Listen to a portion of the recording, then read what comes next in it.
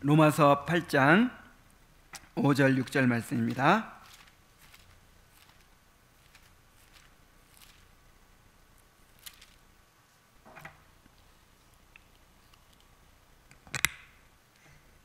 자, 우리 함께 읽어볼까요? 자, 시작. 육신을 따르는 자는 육신의 일을, 영을 따르는 자는 영의 일을 생각하나니 육신의 생각은 사망이요 영의 생각은 생명과 평안이니라. 아멘. 이 본문을 통해서 21번에 걸쳐서 설교한 내용을 우리가 그동안 살펴보았습니다. 이제 맨 마지막 장 21장인데 어떻게 해서 영의 생각이 생명과 평안인지를 이제 알아보도록 하겠습니다. 영의 생각은 생명과 평안이니라 고 했죠. 자, 이 생명과 평안이라는 게 무엇인가 하는 것을 먼저 살펴봅니다. 우리가 이 세상에서 동참하게 된 영적 생명은 삼중적인 측면을 가지고 있습니다. 그러니까 복음이 부여하는 세 가지의 특권 또는 세 가지의 은혜의 표현이라고도 할 수 있습니다. 자, 영적인 생명의 세 가지 측면이 있다는 거예요. 첫째, 칭의의 생명이 있어요. 칭의의 생명. 율법이 바라는 정죄의 선고에서 자유롭게 되는 생명입니다. 의롭다 하심을 받아 생명에 이르게 되는 것이죠. 로마서 5장 17절 말씀에 이렇게 기록되어 있어요. 한 사람의 범죄로 말미암아 사망이 그 한 사람을 통하여 왕노릇하였은즉 더욱 은혜와 의의 선물을 넘치게 받은 자들은 한 분 예수 그리스도를 통하여 생명 안에서 왕노릇하리로다 그랬어요. 이렇게 범죄하고 정죄 받으니까 사망이 왕노릇했잖아요. 그런데 의롭다 하심 받으면 뭐가 왕노릇하게 된다고요? 생명이 왕노릇하게 된다고요. 그래서 그 의롭다 하심의 결과가 두 가지인데 양자됨과 영생을 소유하는 거예요. 그러니까 의롭다 하심을 받으면 하나님과의 관계가 회복되죠. 연결이 되죠. 그게 바로 생명이에요. 그래서 의롭다 하심 하면 양자됨, 그 다음에 영생을 소유하는 것이 따라온다는 거, 그것을 기억해야 됩니다. 그래서 생명과 평안이라 그랬는데 그 생명이라는 말에는 먼저 칭의의 생명이 이제 포함되는 것이죠. 그 다음에 또 성화의 생명이 있어요. 성화의 생명. 성화의 생명이라는 게 뭐냐면 영혼 안에서 죄가 가지고 있는 세력과 효력을 정면으로 대치하는 생명입니다. 그랬어요. 이 성화의 생명으로 말미암아 우리가 죄 안에 있는 영적 죽음에서 자유하게 되는 것입니다. 우리가 이제 영생을 소유했는데 영생이라고 하는 것이 가만히 있는 게 아니죠. 그냥 소유하고만 있는 게 아니죠. 그것을 누리는 것이죠. 이렇게 그 생명의 역사를 하는 것이죠. 그게 성화의 생명이죠. 그러니까 우리 안에 죄성이 있고 죄가 있기 때문에 이 죄는 죽음을 낳잖아요. 그런데 그것을 계속해서 대적하고 하는 것이 바로 성화의 생명이라는 거예요. 그 영적인 죽음에서 우리를 자유롭게 하는 그런 생명이라는 거예요. 영적 생각이, 영의 생각이 이 두 가지 방면에서 바로 이 성화의 생명이라 그랬어요. 영의 생각이 두 가지 방면에서 바로 이 성화의 생명이다. 그 영의 생각을 가지고 살아가는 것 자체가 지금 성화의 생명을 누리는 거라 이 말이죠. 두 가지 측면이 있다는 거예요. 첫째로 그 생명의 주도적인 효력과 열매가 바로 영의 생각입니다. 생명의 원리는 바로 믿음과 순종의 원리입니다. 내면적이든 외면적이든 간에 은혜의 모든 작용들, 순종의 모든 의무들은 다 이 성화의 생명이라는 샘 근원에서 나오는 것입니다. 그러니까 믿음과 순종이 불신자들에게는 주어지지 않는 거죠. 이게 생명의 원리에서 나오는 거란 말이에요. 그러니까 우리 영생은 우리가 가지고 있는 생명은 믿음과 순종으로 이렇게 나오는 거예요. 바로 이 성화의 생명이라는 샘 근원에서 나온다 이 말이죠. 하나님께서는 이 생명의 효력이나 그 효력의 영향을 받는 것 말고는 그 어떤 의무들과 순종 그 어느 것도 받지 않으십니다. 불신자들도 뭔가 흉내낼 수 있죠. 도덕적인 일을 할 수 있고 뭔가 하나님께 충성하는 것처럼 바리새인들처럼 그렇게 하나님을 위해서 하는 것처럼 하지만 그럼 받으실 수 있어요? 없어요? 없어요. 이건 생명에서 나오는 것이 아니죠. 인간의 본성에서 나오는 거잖아요. 또 우리의 성화 속에서 생명의 원리가 그 다음으로 즉시 작용하여 내는 열매는 이지를 새롭게 하여 영적이 되고, 자, 이지가 우리 정신의 작용을 말한다 그랬죠. 우리 정신의 작용을 새롭게 해서 영적이 되게 하고 거기서 영의 생각이라고 칭하는 정도까지 점진적으로 나아가게 하는 것입니다. 성화의 생명을 가진 사람들은 필연 영적으로 생각하게 되어 있습니다. 그래서 영적으로 생각하는 사람이라면 수반하는 증거들을 통해 자기 안에 성화의 생명이 있음을 드러내는 것입니다. 이 성화의 생명이 있는 사람은 이제 영적으로 생각을 하게 되죠. 그것을 통해서 내 안에 성화의 생명이 있다는 것을 이제 알 수가 있는 것입니다. 자, 그 다음에 칭의의 생명이 있고 또 성화의 생명이 있고 그 다음에 삶의 위안과 유쾌함이 있다고 그랬어요. 그거는 이제 그 생명을 누리는 거라고 볼 수 있죠. 누리는 거. 로마서 8장 6절에서 바로 생명을 그런 차원에서 취해야 할 것입니다. 그러니까 영의 생각은 생명과 평안이라고 할 때 그 생명은 바로 이 세 번째 이 삶의 위안과 유쾌함을 말한다는 것이죠. 삶의 위안과 기쁨은 생명 그 자체보다도 더욱 풍성한 생명입니다. 왜냐하면 그 생명이 이렇게 활성화되는 것이니까. 그 삶은 그 생명의 만족과 유쾌함을 가져다 주어 사는 것이 상쾌하고 바람직한 것으로 만들어줍니다. 그 생명은 기쁨에 찬 기운 찬 생명이라서 삶으로 표현할 만한 가치가 있는 생명입니다.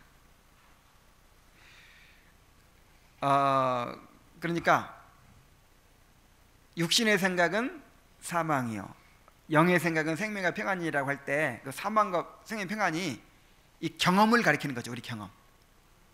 그러니까 우리도 육신의 생각할 수 있죠. 그럼 사망이죠.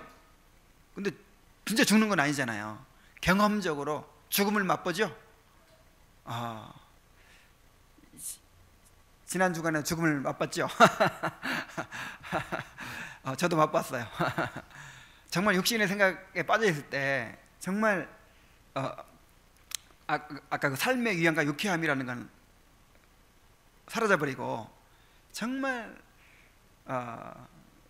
우리 안에 그 파괴적인 생각, 두려움, 불안, 뭔가 공허함 그런 것들이 이제 사망을 누리는 거라고 한다면 영의 생각으로 말미암아 그 성화의 생명이 활성화돼서 효력을 나타내서 그 삶의 위안과 기쁨, 유쾌함을 누리게 되는 것, 그것이 영의 생각은 생명이니라, 생명과 평안이니라 하는 이제 말이란 말이죠. 그 다음에 평안을 또 봅시다. 평안은 두 가지 차원에서 생각해 볼 수 있습니다. 하나는 보편적이고 절대적인 의미에서의 평안이며 또 다른 하나는 성령님의 특별한 열매로서의 평안입니다.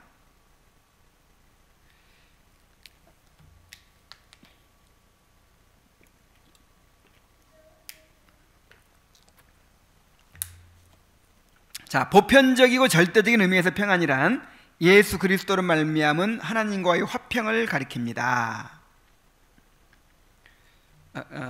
이 평안이라고 할 때 하나님과 우리 사이에 화평을 이루는 거, 여기 평안이죠. 우리는 구원받음으로 평안을 얻었습니다.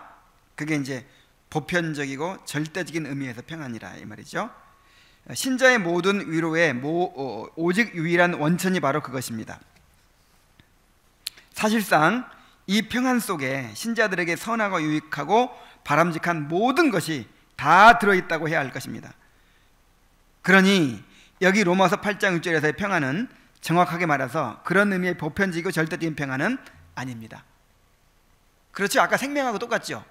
그러니까 영의 생각은 생명과 평안이라고 할 때 죄인이 하나님과 화목하게 돼서 얻는 평안, 이걸 말하는 게 아니고, 우리는 이미 평안 얻었잖아요. 이미 화평한 상태에 있기 때문에 이제 그것을 누리는 거, 두 번째 의미예요. 그러니까 우리의 마음으로 누리는 평안은 우리 이지에 미치는 효과입니다.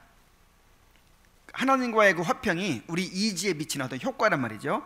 이 책의 내용 속에서 상세하게 설명된 의무들을 수행함으로써 시작되고 점증되어가는 평안입니다.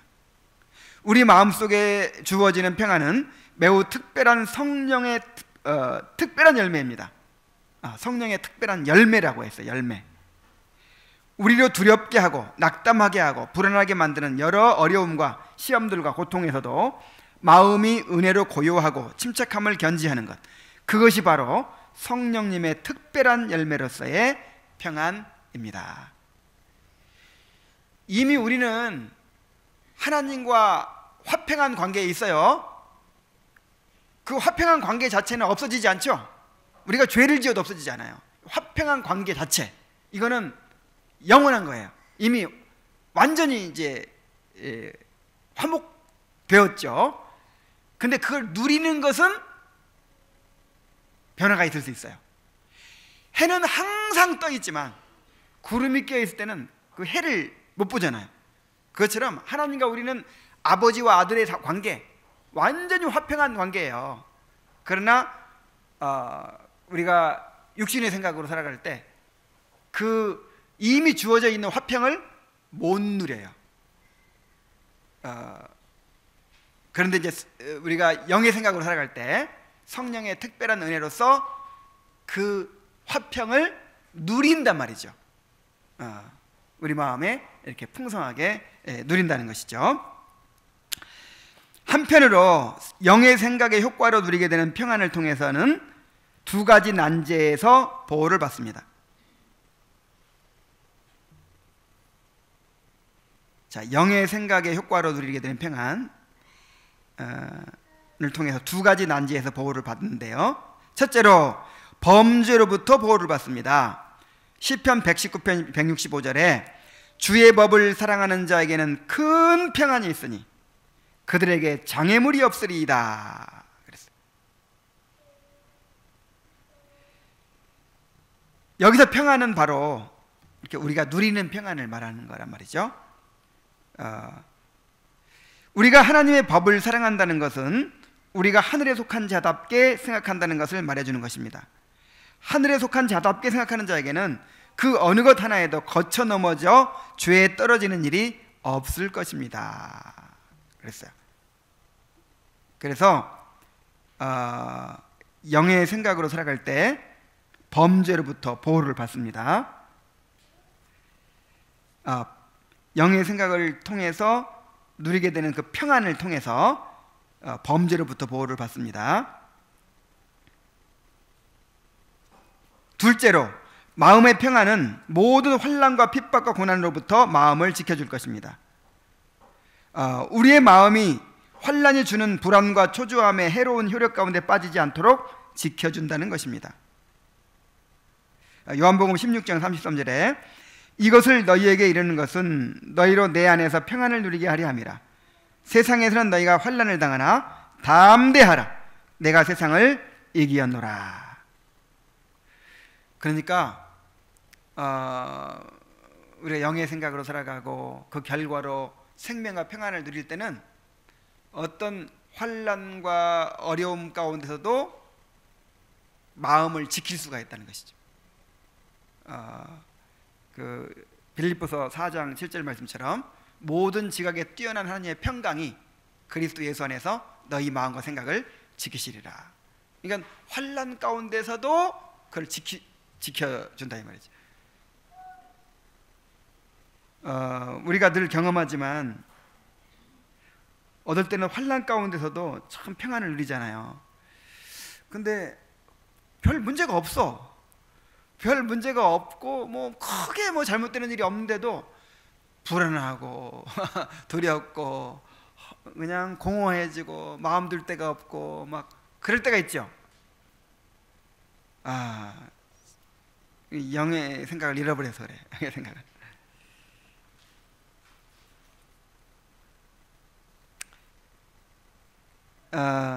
자, 이제 두 번째 단락으로 어떻게 해서 영의 생각이 생명과 평안이 되는가를 봅시다.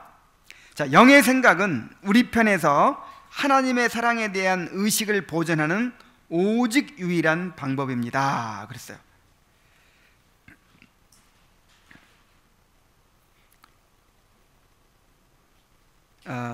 그리고 영의 생각을 한다는 것은 또 다른 말로 하면 그 하나님이 나를 사랑하신다는 그 생각을 우리 마음 가운데 보존하는 것이라고 그랬네요. 그죠? 하나님 나를 사랑하고 계신다.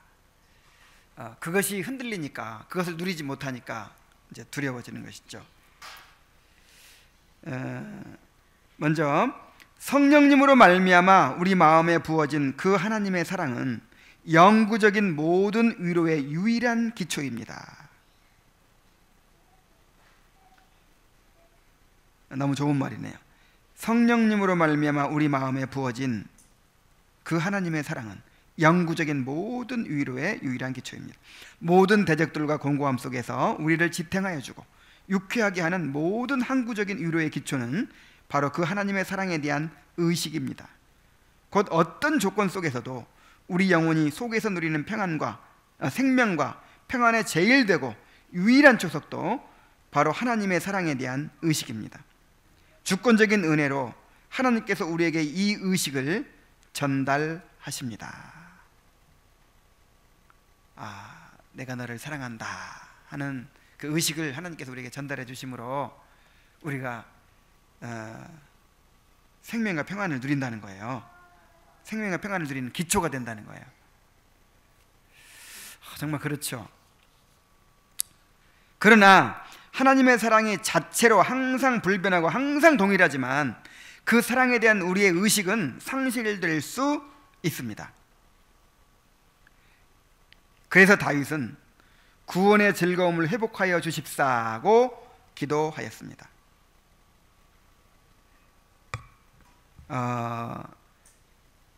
그 다윗의 기도, 그 밧세바와 범죄하고 나서 다윗이 회개 기도하면서 한 기도의 내용이 어떤 것이 있었죠? 나를 주 앞에서 쫓아내지 마시며 성령을 거두지 마시고 주의 구원의 즐거움을 회복시켜 주시고 자원하는 심령을 주사 나를 붙들어서 뭐 이렇게 했죠. 그러니까 뭘 잃어버렸다는 거예요? 주 앞에서 쫓아내지 마시면 주님의 임재를 잃어버렸어요. 주님의 임재, 그러니까 주님의 사랑에 대한 의식을 잃어버린 거죠. 그러니까 주님이 없어진 게 아니라 그 주님의 그 임재가 없어진 거니까. 그러니까 성령을 거두지 마소서. 성령 충만을 잃어버렸어. 성령 소멸. 그 다음에 또 뭐죠? 구원의 즐거움을 회복시켜 주셔서. 구원의 즐거움. 그러니까 구원의 즐거움을 잃어버렸어요. 야, 우리가 이 세상을 살아가면서 붙들고 살아가는 게 뭐예요? 뭐 돈이 있어, 무슨 힘이 있어. 우리가 세상에 소망을 둘 게 뭐가 있어요? 구원의 소망이잖아요. 구원의 확신과 소망이잖아요. 구원의 즐거움이잖아요. 근데 그걸 잃어버렸어. 여러분, 아무리 다윗 같은 사람도요, 막 이제 나중에 심책 가운데서 부르짖을 때는 구원의 확신이 흔들려요. 야, 내가 정말 천국 갈 수 있겠나, 이렇게 되는 거예요. 범죄에 빠지면. 그 다음에 또 뭘 잃어버렸다고요? 자원하는 심령을 주사 나를 붙들어. 자원하는 심령이 뭐냐면 막 주님을 사랑하는 마음이 있죠. 이렇게. 그래서 주님을 찬양하고 싶고 주님을 섬기고 싶고 뭔가 누구를 사랑하고 싶고 뭔가 이렇게 이 하나님께서 우리 안에 소원을 두고 행하게 하신다고 그랬거든요. 이게 신앙의 생명이에요. 우리 기독교 신앙은 이렇게 율법주의적인 것이 아니죠. 이렇게 안 하면 벌 받는 이런 게 아니죠. 해방시켜 주죠. 율법에서 해방시켜 주셨잖아요. 자원하는 심령이 생명이에요. 근데 그걸 잃어버렸어. 시체야, 시체. 주님의 임재 잃어버렸지, 성령 충만 잃어버렸지, 응? 구원의 즐거움 잃어버렸지, 자원하는 심령 잃어버렸지. 아유, 어떻게 살아요? 그러니까 다윗이 그냥 그렇게 여름 가물에 마름같이 되었나이다. 그렇게 어떻게 살아요? 정말.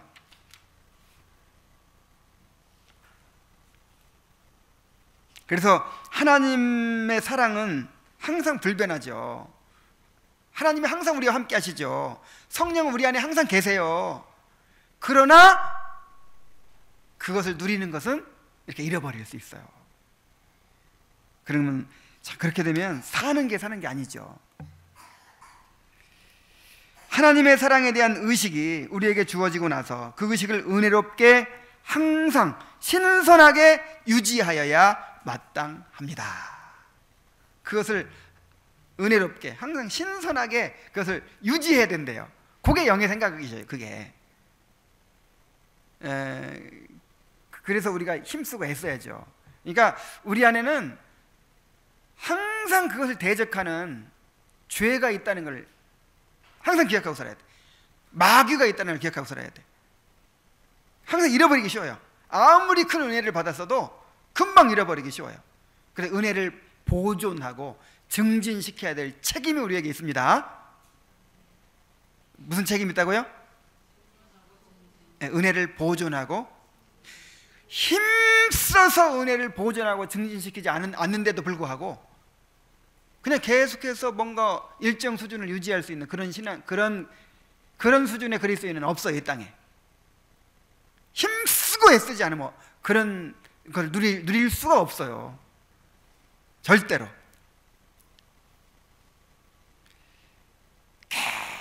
계속해서 밭을 갈고 돌을 골라내고 밭을 매줘야 그 밭이 옥토로 계속 유지가 되고 채소와 곡식이 자라나는 것이지, 이제 이번에 잘 심어놨으니까 이제는 맘 놓을 수 있다, 이게 아니듯이 우리도 마찬가지라 이 말이에요.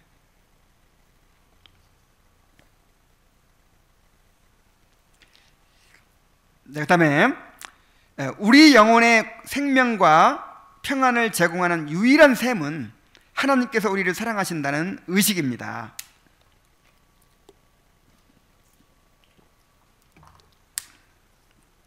그 의식을 보존하는 큰 방편이 바로 영적으로 생각하는 은혜와 도리입니다.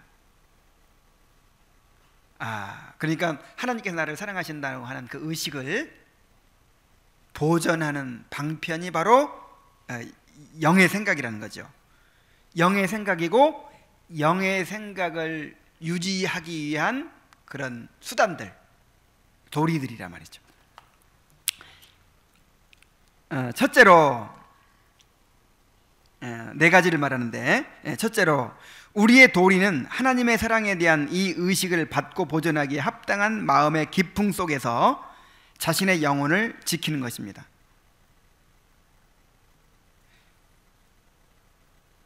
이 마음의 기풍 그랬는데 이게 무슨 뜻인지 정확히 잘 모르겠어요. 이 마음의 기풍이라고 하니까 뭔가 이렇게 어떤 마음가짐, 마음을 지배하는 어떤 이런 기운, 뭐 그런 뜻인 것 같아요.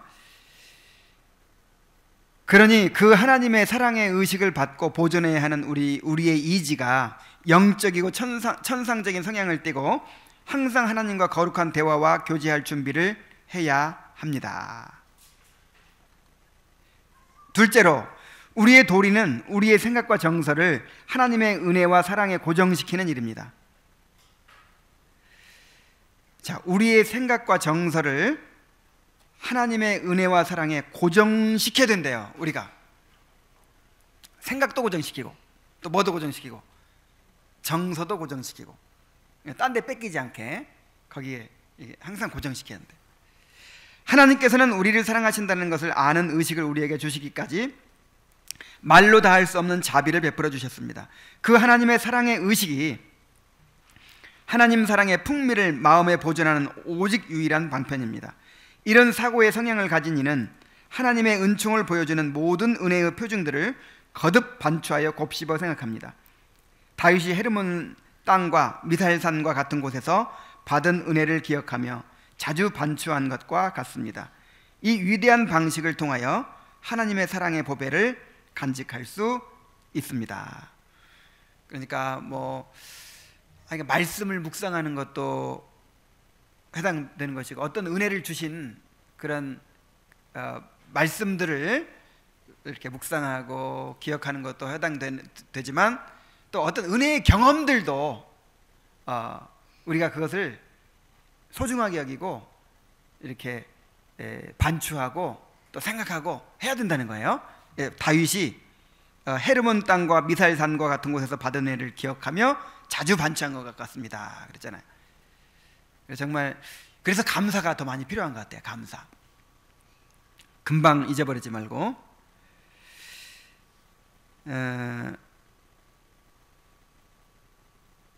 세 번째로, 그렇게 영적으로 생각하는 사람만이 하나님의 사랑의 여러 표징들과 암시들을 바르게 평가할 것입니다. 생각이 다른 것들로 가득 차고 정서가 그 다른 것들에 가 있는 자들은 하늘에 속한 자비와 특권들을 마땅한 바대로 결코 평가하지 못합니다. 영의 생각을 가진 사람만이 그 하나님께서 사랑의 여러 가지 표징들을 주시고 암시들을 주신 것을 아주 크게 평가한다는 거죠. 작은 은혜도 소중하게 여기는 것이죠. 그런데 생각이 세상에 쏠려 있다든지 이런 사람들은 어때요? 하나님의 그 큰 은혜를 많이 받았으면서도 그거를 중요하게 여기질 않아. 소중하게 여기질 않아요.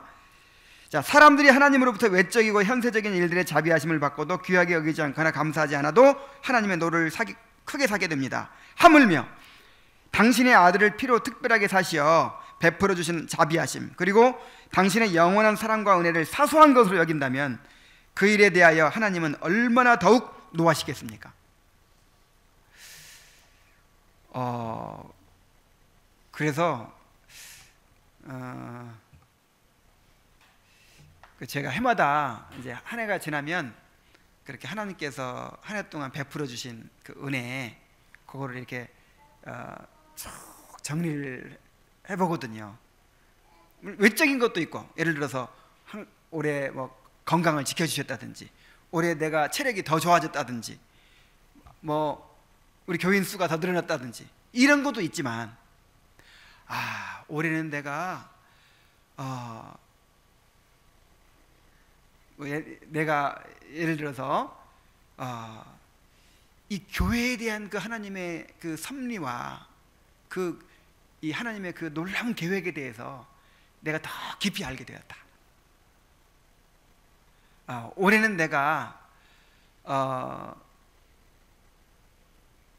나를 향한 그 하나님의 자비하심에 대해서 내가 얼마나 참 하나님의 그 자비 때문에 살고 있는지를, 내 죄를 더 깊이 알게 되면서 내가 더 깊이 알게 되었다. 라든지 뭔가 이렇게 하나님께서 깨우쳐 주신 그 은혜들 있죠. 깨우쳐 주시고 나를 낮춰 주시고 빚어 주시고 뭔가 이렇게 붙들고 있던 건 놓게 해 주시고 이런 것들이 있었죠. 이런 것들을 정말 기억해야 된다는 생각이 들어요. 소중하게. 그렇게 한번 해보시기 바랍니다. 그래서 하나님은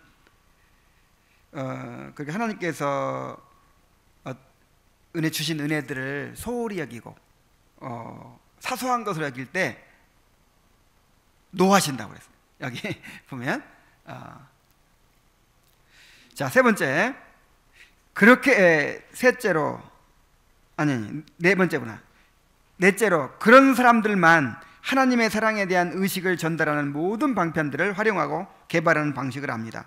그런 방편들을 하나도 사용하지 않고도 그런 좋은 것들이 우리 편으로 허락되는 일은 없습니다.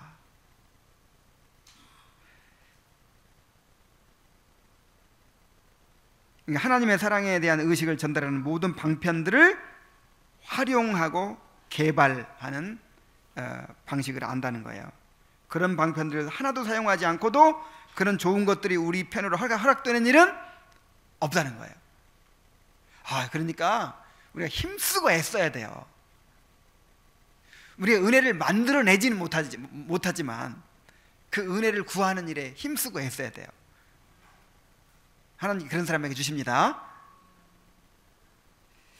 그 방편들은 우리로 하여금 다른 모든 도리들을 감당하고 모든 갈등을 극복하고 모든 시련들을 능히 이기도록 제공하여 주신 은혜로운 장비들입니다. 하나님께서 이런 장비들을 주셔요. 장비들, 도구들을 주셨다고요.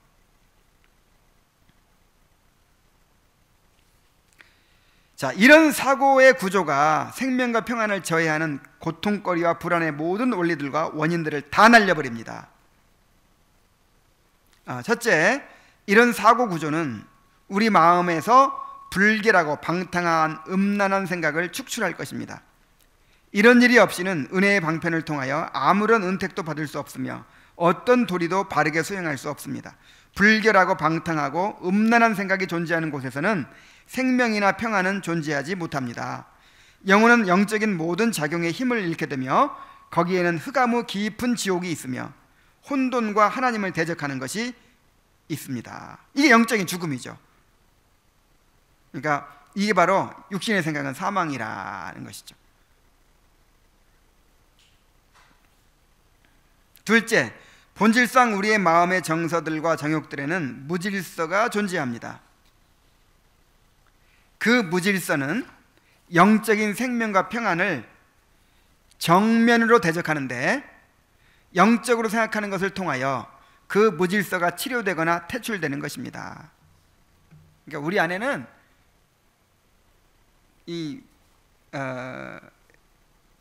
뭐가 있다고 그랬어요? 무질서가 존재해요. 무질서. 그런데 우리가 영적으로 생각하는 것을 통해서 그 무질서가 치료되거나 퇴출된다는 거예요.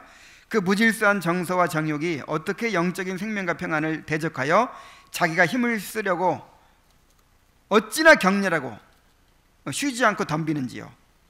마음의 정욕으로 은혜의 지도와 논리를 따르지 않는 그들의 영혼에 영적인 생명과 평안이 거하겠습니까? 우리 안에 있는 죄는 가만히 있는 게 아니죠. 끊임없이 무질서를 만들어내고 혼돈을 만들어내서 그냥 격렬하게 그냥 우리의 영적인 생명을 대항하는 거예요. 그래서 우리가 맞서 싸우지 않으면 그거를 어떻게 정복하게 이기고 영적인 생명과 평안을 누릴 수가 있겠냐 이 말이죠. 이 영의 생각의 본질과 주도적인 효력은 우리 마음의 모든 정서들과 정욕들을 거룩한 질서 아래 복종하게 하는 것입니다. 이 은혜, 곧 영적으로 생각하는 도리를 통하여 그 영광이 우리에게 회복되는 것입니다. 물론 이 세상에 살 동안에는 완전할 수 없지만 영적으로 생각하는 도리 속에서 작동하는 복음적인 은혜의 새 원리의 역사로 인하여 그 모자란 회복이 보충될 것입니다. 하나님을 향한 우리의 정서들의 모든 작용이 은혜의 능력을 힘입어 더욱 넘치게 됩니다. 그런 경로로 생명과 평안이 우리 영혼으로 들어와 보존이 되는 것입니다. 2번, 우리의 심령과 생각을 세상에서 떨어지게 하고 세상에 대한 과도한 애착을 버리게 되는 것도 바로 그 영적으로 생각하는 일로 말미암습니다. 세상에 애착하는 마음이 더 크게 되면 생명과 평안이 존재하지 않습니다.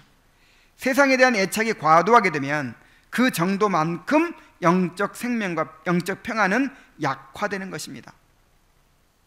이런 것들에 대한 무절제한 정서와 애착 속에서 영적인 생명의 힘을 더 이상 활발하게 발휘하지 못하게 되는 주도적인 원인들이 나온다는 것입니다. 그로 인하여 우리는 심령의 불안과 낙담에 빠지고 하나님 안에 있는 우리의 평안과 안식을 침해받습니다. 그러므로 영의 생각은 생명과 평안입니다. 이는 그것이 바로 그 무절제한 현세적인 것들에 대한 사랑을 제압하고 축출하기 때문입니다. 자, 3번. 영적으로 생각하는 것이 그 마음으로 하여금 모든 다른 의무들을 실행하는 데 바르고 거룩한 기풍 속에 있게 합니다. 생명과 평안을 유지하기 위하여 다른 의무들을 성실하게 이행하는 것이 요구됩니다. 자꾸만 이걸 강조하죠. 의무들, 거룩한 의무들. 다른 거룩한 의무들을 게을리하거나 바른 방식으로 실행하지 않는 사람들 속에는 여기 로마서 8장 6절의 본문에서 일컫는 생명과 평안은 거하지 않을 것입니다. 자, 이제 마지막으로 우리 영혼에 이로움을 주는 거룩한 의무들에 참여하지 못하게 하고 영적으로 생각함으로써 샘을 얻어 행하는 모든 것을 방해하는 것이 4가지가 있습니다. 첫째, 집중하지 못하는 산만함. 둘째, 낙담. 셋째, 실증. 넷째, 자원함으로 행할 은혜의 부족. 이 4가지가 우리가 거룩한 의무들에 참여하지 못하게 만들고 또 영적으로 생각하지 못하게 만들고 생명과 평안을 누리지 못하게 만든다는 거예요. 자, 이 4가지를 한번 살펴봅시다. 4가지. 첫째, 마음의 생각이 산만하면 이런 나쁜 효과를 가져옵니다. 우리가 영적인 일에 집중하지 못하고 산만한 것은 바로 우리의 이지의 기풍의 변화가 없기 때문입니다. 그러면 우리가 영적인 것들을 즐겁게 주목하는 것이 부족하게 되고, 그러다 보면 영적인 일에 실증을 느껴 기회만 있으면 영적인 것들로부터 벗어나고자 합니다. 영의 생각을 하는 기풍이 마음을 주장하고 있어야만 영적인 것들을 즐겁게 주목할 수 있습니다. 산만함. 그 돋보기로 햇볕을 모을 때 좀 집중을 해야죠. 이렇게 하면 100년이 지나도 안 돼요. 좀 지긋하게 인내해야 돼요. 이렇게 좀 집중해야 돼. 집중. 그래서 우리의 마음을 이렇게 산만하게 뺏어가는 그런 것들을 절제해야 됩니다. 그래서 이 좋은 것을 통해서 가장 좋은 것을 놓치게 하는 게 마귀라고 그랬죠. 그래서 정말 그 사소한 거, 이게 꼭 나쁜 건 아니거든요. 이런 것들 참 저한테 해당이 돼요.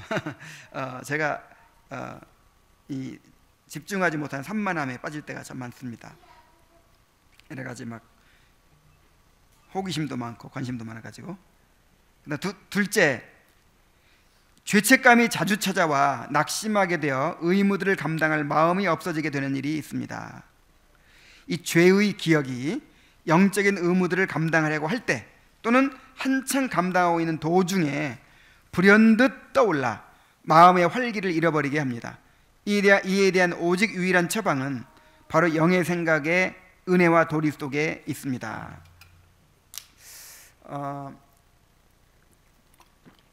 마음이 무너질 때가 있죠. 이렇게 마음이 무너질 때 뭔가 이렇게 의욕이 없어져 버릴 때가 있어요. 내가 월요일 날쯤 그럴 때가 많아요. 이제 주일 지나고 집에 가면 그러니까 이제 뭐 어떤 문제들이 항상 우리가 마음이 무너질 때는요, 첫째는 문제들이고 두 번째는 나 자신이에요. 나 자신의 부족함, 무력감, 죄책감, 한계, 막 이런 것들이 이제 탁 드러나고 막 그럴 때 낙심이 되죠. 낙담이 되죠. 마음이 무너져요. 그래가지고 그냥 텔레비나 멍하니 보고 그냥 이렇게 있고 싶고, 또 나를 위로하고 싶어요. 막 나를 좀 위로하고 싶어가지고 아내를 쳐다보는데 위로는 안 주고.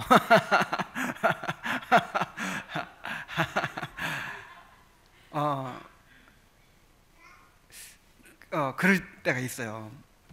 그 낙담도 우리를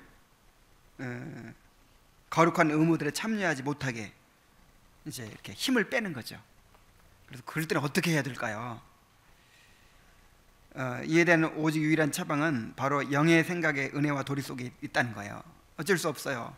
하나님 앞에 회개하고 또는 참 그럴 때 정말 그 칭의의 은혜가 필요한 것 같아요. 그를 다시 붙잡아야죠. 부족한 나를 의롭다고 인정해 주시고 나를 받아주시는 하나님, 또 하나님께 나아가고 하나님만이 나의 유일한 위로요 또 도움이시라는 것을 고백하며 나아가야 되겠죠. 셋째, 영적인 의무들의 실증을 느끼게 되면 그 영적 의무들이 지니고 있는 성향을 낮추게 됩니다. 곧 우리 안에서 생명과 평안을 개발하는 성향을 약화시킨다는 것입니다. 이 현상이 겉사람, 곧 우리의 육체가 쇠약해지고 기분이 언짢은 상태로 인하여 가중되는 경우가 흔합니다. 그러니까 우리가 어떤 의무들을 행할 때, 이제 성경을 읽는다든지, 말씀을 듣는다든지, 책을 읽는다든지, 기도를 한다든지, 이런 영적인 의무들을 행할 때 실증을 느끼게 되면, 그렇다는 얘기죠. 실증을 느끼게 되면 이제 우리 안에서 생명과 평안을 개발하는 성향을 약화시킨다. 말하자면 그렇게 해도 별 아무런 생명과 평안이고 뭐고 아무것도 없어.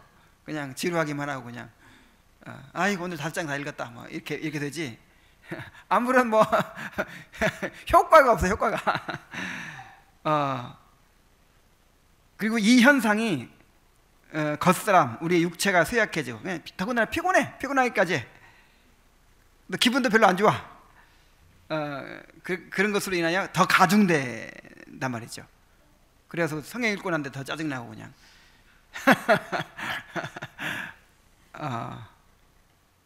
자, 이에 대한 처방은 영적으로 생각하여 영혼이 영적인 일들 속에서 즐거움을 느끼게 하여 주는 데 있습니다. 왜냐하면 어떤 일이든지 부단한 즐거움이 있는 곳에서는 실증이란 없기 때문입니다. 겉사람은 다른 것들을 생각하는 것으로 내 마음을 채워 내 자신을 아끼라고 울부짖습니다. 이럴 때 어때요? 이럴 때 정말 이게 꼭 이런 마음이 들어요. 이 겉사람은 다른 것들을 이제 영적인 생각 그만하고 아이고 이제 머리 연락이 생겼어. 지금 머리 빠지게 생겼어. 이제는 좀 쉬어. 이제 다른 것들을 좀 채워. 나를 위로하는 거, 다른 것들을 채워가지고 내 자신을 아끼라. 이렇게 막 울부짖는다. 참 얼마나 표현을 이렇게 했는지. 영의 생각에 육체의 불만에 거룩한 압박을 가하고 거룩한 의무들에 대한 의식과 기쁨으로 그 불만을 잠잠하게 하는 것입니다. 그랬어요.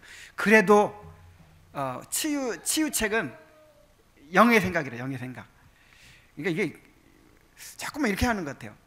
그 영의 생각을 하려면 뭔가 거룩한 의무들을 감당해야 되는데 그 감당하려면 또 영의 생각을 하래. 꼭 그런 논리 같아요. 쉽지 않아요.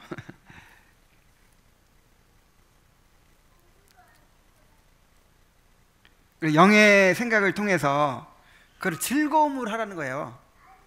영의 생각을 통해서 그걸 즐거움으로 하라는 거예요. 근데 이게 꼭 이게 말장난 같고 안 될 때는 안 되잖아요. 근데 우리가 어떻게 이걸 이해해야 되냐면 우리 안에 성령이 계십니다. 성령께서 계세요. 그래서 우리가 마음을 고백하고 정말 전심으로 하나님 의지하고 그렇게 할 때 성령이 도와주십니다.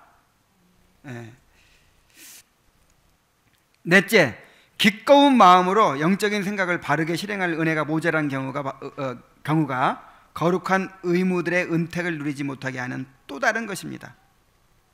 은혜가 부족하다는 거예요. 은혜가. 그러니까 기꺼운 마음으로 영적인 생각을 바르게 실행하려면 은혜가 필요한데 그 은혜가 모자란 경우에 그렇다는 얘기죠. 자, 의무감으로 그 의무들을 감당할 때 그들의 영혼과 존재의 핵심인 믿음과 사랑과 경외함이 제자리를 벗어나 있어서 바르게 그 일들을 행할 기꺼운 마음의 준비가 없고 겨우 외적인 수행만으로 만족할 정도가 됩니다. 은혜가 없이 그냥 하면 그냥 차가운 마음으로 의무를 감당하는 것밖에 안 되죠. 마음과 이지가 다른 일들에 사로잡혀 있는 상태로 그 일들을 수행하게 되는 것입니다. 이 상태를 즉시 벗어나 은혜를 불릴 듯 일으켜 바르게 작동하게 만드는 일은 결코 쉬운 일이 아닙니다. 그러나 이런 경우에 영적으로 생각하는 삶 자체가 필요한 것입니다. 그러니까 그 치료책도 영적으로 생각하는 거야. 이제 마지막 결론. 이렇게 영적으로 생각하는 마음의 기풍은 영혼으로 하여금 하늘과 그 복락에 가장 가까이 접근하게 합니다. 그 하늘과 그 복락 속에 생명과 평안의 영원히 마르지 않는 샘이 있습니다. 우리가 하나님을 가까이 하는 것은 우리 속에서 늘 새롭게 하나님의 형상을 숙고함으로써 하나님을 닮아가게 합니다. 하나님과 우리가 함께 거하게 되는 날, 거기서 우리가 하나님의 형상을 완전하게 본받게 될 것입니다. 하나님께서 그리스도 안에 계시고 하나님께서 친히 우리의 생명과 평안의 샘이시니 우리가 하나님께 가까이 나아가고 하나님을 본받아 닮아감으로써 우리 영혼 안에서 생명과 평안이 번성하고 왕성하게 될 것입니다. 그러니까 이 땅에서부터 생명과 평안이 이렇게 이제 점점 증가하게 되겠죠. 그러다 천국에서 완전해지게 되죠. 완전해지게. 그러니까 이 점진성이 있는 거예요. 이 땅에서 이렇게 점점 생명과 평안을 누리다가 천국에서 완전하게 충만하게 누리게 될 줄로 믿습니다. 그것을 미리 맛보고 누리게 되기를 바랍니다. 그래서 바울 사도가 경건의 뭐라 그러죠? 육체 연습은 약간의 의욕이 있지만 경건은 범사에 육하다 하면서 갑자기 생각이 안 나네. 경건에 이르기를 연습하라 그랬던가?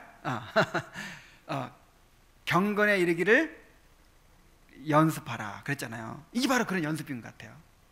그러니까 우리는 육신적으로 살아온 삶에 너무 자연스럽게 물들어 있잖아요. 근데 영적으로 살아가는 사람은 이제 거슬러 사는 삶이거든요. 이거는 우리가 익숙치 않아요. 익숙치 않은 것은 가만히 저절로 되지 않아요. 절대로 저절로 되지 않습니다. 이것은 훈련에 의해서 돼요. 은겸이가 그냥 제멋대로 사는 거는 가만 내버려두면 그냥 그렇게 살 수 있어요.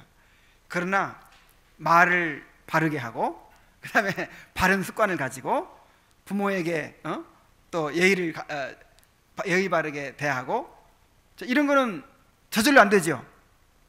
훈련을 통해 되죠. 영적으로 똑같아요.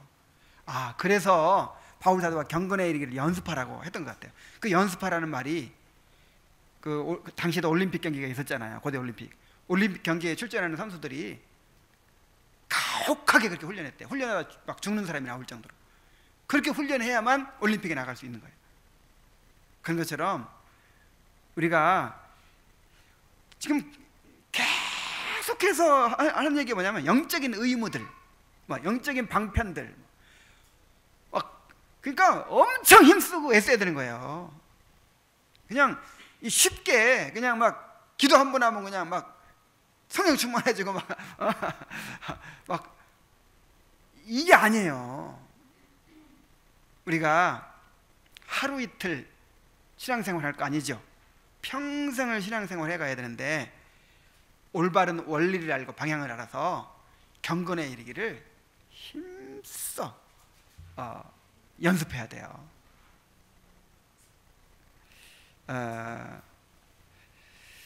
그렇게 힘써서 경건에 이르기를 연습해서 정말 영의 생각으로 살아가고 그 결과로 생명과 평안을 풍성히 누리는 그런 성도들이 되기를 바랍니다. 드디어 다 마쳤습니다. 정말 축복이 되기도 했고 언제 다 마치나 부담이 되기도 했는데 다 마쳤어요. 정말 저는 개인적으로 정말 큰 축복이 됐어요. 이 공부가. 나중에 이렇게 요약해 놓은 것을 다시 한번 이렇게 쭉 한번 이렇게 읽어 보셔도 좋을 것 같아요.